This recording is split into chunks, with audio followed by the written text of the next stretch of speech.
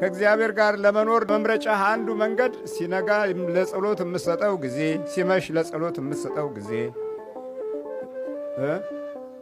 ማታ የምትንበረከክበት ጊዜ፣ ማታ የምትሰግድበት ጊዜ አለ ወይ ብለን ስንጠይቅ እስካሁን ባሳለፍናቸው ዘመኖች ውስጥ በአብዛኛው ክፍል የእራትና የምሳ ኑሮ አሳልፈሃል።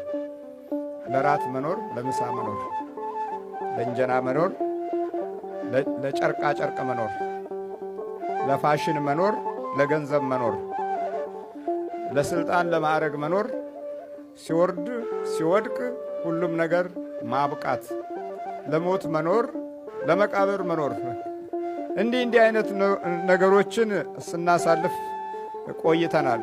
በማዕበል ውስጥ የእግዚአብሔር ክብር እንዲገለጥ ራሳችንን ማዘጋጀት ያስፈልግ ነበር።